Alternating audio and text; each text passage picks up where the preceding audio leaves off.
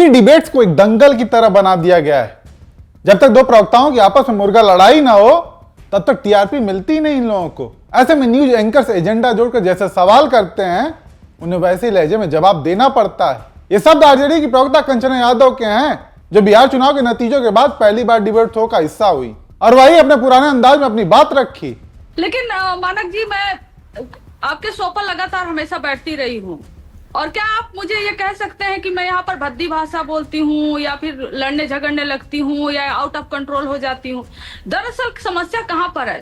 10-20 सालों, खासकर 10 सालों में टीवी डिबेट्स को एक दंगल की तरह बना दिया गया है, जहां पर चीखने चिल्लाने, बीच में अगर दो प्रवक्ता अपोजिशन के और सत्ता पक्ष के लड़े नहीं तब तक टीआरपी मिलती नहीं। और ऐसे टीवी स्पेस में हमें अपनी बातों को कहना पड़ता है, और जब हमें ऐसे टीवी स्पेस में अपने बातों को कहना पड़ता है तो हमें उन्हीं के लहजे को इस्तेमाल करना पड़ता है जिस लहजे में वो हमसे सवाल कर रहे होते हैं और जिस लहजे में वो हमसे एक्सपेक्ट कर रहे होते हैं। मानक जी, हमें जैसे अपने टीवी स्क्रीन पे जैसे स्पेस देंगे, जितना स्पेस देंगे, जिस तरह से सवाल पूछेंगे हम उसी तरह से जवाब देंगे। बाकी टीवी चैनल जो है जिस तरह से सवाल पूछेंगे हम उसी को जवाब देंगे।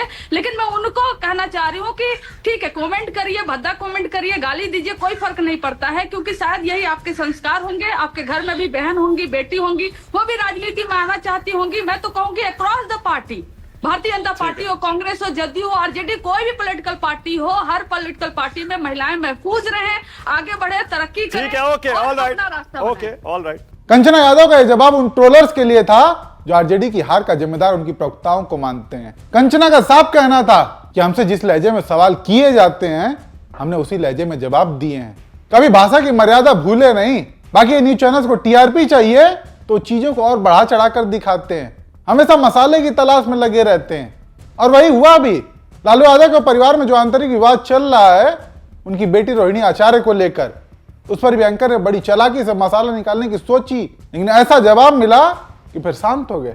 हमें भी पता है कि परिवार के अंदर जब कोई झगड़ा होता है, पारिवारिक कलह होती है, उस पर हमें भी कोई दिलचस्पी नहीं है कंचना, ना हम उस पर बात करना चाहते हैं ना आपसे कुछ पूछना चाहते हैं। लेकिन ये मुद्दा राजनीतिक भी है, ये मुद्दा राजनीतिक भी है, क्योंकि इसमें आरजेडी की हार की जिम्मेदारी कौन लेगा, सवाल ये भी आता है। आप कुछ कहना चाहती हैं कंचना इस पर? देखिए मानक जी, ये बहुत अच्छा तरीका है कि लगभग सारे लोग यही कहते हैं कि हमें इसमें कोई दिलचस्पी नहीं है, लेकिन आप इस पर जरा कुछ बयान दे दीजिए। मैं पार्टी की प्रवक्ता हूँ, मैं आरजेडी की प्रवक्ता हूँ, मैं परिवार की प्रवक्ता नहीं हूँ। तो अगर परिवार के मामले में कोई बयान देने का अधिकार रखता है तो लालू जी अधिकार रखते हैं, राबड़ी जी अधिकार रखती हैं, तेजस्वी जी अधिकार रखती हैं, रोहिणी आचार्य जी अधिकार रखती हैं। मैं पार्टी की प्रवक्ता होने के नाते मैं परिवार पर कोई बयान नहीं देना चाहती हूँ। अगर पार्टी से रिलेटेड, हाँ, हमारी हार क्यों हुई उसकी समीक्षा जरूर होगी, मैं उस पर बयान दे सकती हूँ। अगर उससे रिलेटेड आप सवाल पूछेंगे तो मैं बेझिझक आपके सवालों का जवाब दूंगी। तो कंचना यादव ने जब मसाला देने से इनकार कर दिया तो फिर बात आई तेजस्वी यादव पर कि आखिरकार लालू यादव हार के बाद भी तेजस्वी यादव पर भरोसा क्यों जता रहे हैं, जिसका आरजेडी की प्रवक्ता ने करारा जवाब दिया। आखिरकार इतनी बड़ी हार के बावजूद लालू जी ने तेजस्वी यादव पर ही भरोसा क्यों जताया? क्या वजह है ऐसी, जबकि तेजस्वी ने ऑफर किया था भैया मुझे नहीं बनना विधायक दल का नेता? बहुत बड़ी हार मिली है। इसमें कई सारे कारण हैं मानक जी। सबसे पहले कि लालू जी और राबड़ी जी के बाद अगर पार्टी को जब हमारी 2010 में कम सीटें आई थी उसके बाद किसी ने संभाला तो तेजस्वी जी ने संभाला। और जो आज लोग कह रहे हैं कि इनकी वजह से उनकी वजह से इतनी कम सीटें आ गई, तो 2015-2020 में हमारी सीटें ज्यादा थी और उस ऊंचाई तक भी पहुंचाने में अगर किसी का रोल रहा है तो तेजस्वी जी का ही रोल रहा है। आप एक हार से आप किसी व्यक्ति के कद को कम नहीं आंक सकते हैं। तो उसमें सिर्फ लालू जी का भरोसा नहीं, बल्कि जो विधायक भी जीत कर आए थे उसमें तेजस्वी जी ने साफ कहा कि सारे जो विधायक यहाँ पर हैं उसमें से किसी को भी आप अगर विधायक दल का नेता आप चुन लेते हो, हमें कोई आपत्ति नहीं है, मैं नहीं बनना चाहता। उसमें सारे विधायक ये खड़े होकर बोले नहीं, आप ही को बनना पड़ेगा।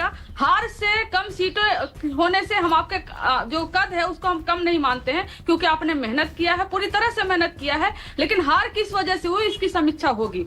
हर जो है कि विधानसभा में क्या कारण रहे हैं, जो स्टेट लेवल पे क्या कारण रहे हैं, और खासकर मशीनरी का जो उपयोग हुआ है भारतीय जनता पार्टी ने किया, एनडीए ने किया है, उसकी भी समीक्षा होगी। और उसके खिलाफ कांग्रेस पार्टी ने एक्शन लेना शुरू कर दिया है। आपको मालूम होगा कि रामलीला मैदान में विरोध प्रदर्शन करने का ऐलान हो भी चुका है। तो हम उस फ्रंट पर भी लड़ेंगे और हमारी पार्टी के अंदर भी जो चीजें हैं उसकी भी समीक्षा हम करेंगे। तो ये हार की वजह से कम सीटें अगर जीत जाते तो सारा क्रेडिट तेजस्वी जी को जाता और इन्होंने मास्टर स्ट्रोक इतना बड़ा करिश्माई लीडर, लेकिन अगर हार गए हैं तो इसका यह मतलब नहीं है कि उन्होंने कम रैलियां की या उन्होंने कम पॉलिटिक्स की या उन्होंने रोजगार का जो जमीनी मुद्दा है बिहार में, चाहे वो फैक्ट्री हो, चाहे रोजगार हो, चाहे महिलाओं की सुरक्षा से रिलेटेड हो, क्या उस मुद्दे पर उन्होंने बात नहीं किया? क्या पार्टी को इतनी ऊंचाइयों तक तेजस्वी जी ने लेकर गए? 2010 में ही हमारी कम सीटें हो गई थी, आज भी पार्टी हमारी मजबूती से खड़ी अच्छा है। कंचना, ओके। आरजेडी की प्रवक्ता बोल ही रही थी कि सीबी शंकर ने यह सवाल कर दिया कि आप एक प्रवक्ता के तौर पर नहीं बल्कि स्वतंत्र रूप से बताइए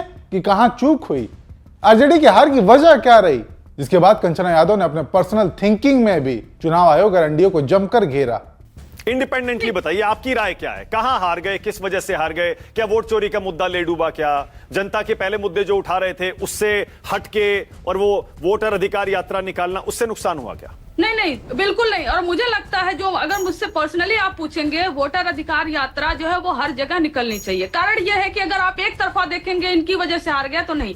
इस पूरे चुनाव में अफरा तफरी में एसआईआर कराया गया। जब एसआईआर होता है तो आप ही के शो पर मानक जी मैंने बोला था कि जब फाइनल लिस्ट इलेक्शन कमीशन ने दिया था उसके बाद भी बोला था कि और नाम ऐड होते रहेंगे, और जब फाइनल लिस्ट आया था तो 7.42 करोड़, और जब इलेक्शन हो गया तो इलेक्शन कमिश्नर बताते हैं कि नहीं 7.45 करोड़ टोटल वोटर्स रहे हैं। तो ये 3 करोड़ वोटर बाद में कैसे जुड़े हैं? और दूसरा जो है कि मैं आपको बता रही हूँ कि चुनाव के जस्ट पहले ये इलेक्शन कमिश्नर ने बहुत सारे रिजल्ट, जैसे असिस्टेंट प्रोफेसर का इंटरव्यू हुआ था, हमारे भी कई सारे मित्र जो है जेएनयू से उन्होंने अप्लाई किया था, उनके रिजल्ट को रोक दिया गया। विपक्ष ने यह साफ कर दिया है कि वो चुनाव आयोग के ऐसे फैसलों के खिलाफ जो सीधे सीधे बीजेपी को फायदा पहुंचा रहे हैं उनके खिलाफ सड़क पर उतरेंगे। कांग्रेस ने बाकायदा एक बैठक की और ऐलान किया कि वो जल्दी एसआईआर के खिलाफ रामलीला मैदान में एक विशाल रैली करेगी। ऐसे में अब देखना होगा कि आगे की राजनीति किस ओर करवट लेती है, क्योंकि जल्द ही यानी 1 दिसंबर से संसद का शीतकालीन सत्र शुरू होने वाला है। ऐसे में देखना होगा कि इस बार संसद की कार्रवाई पिछले कई बार की तरह हंगामे की बेट चढ़ती है या फिर एक गंभीर चर्चा देखने को मिलती है।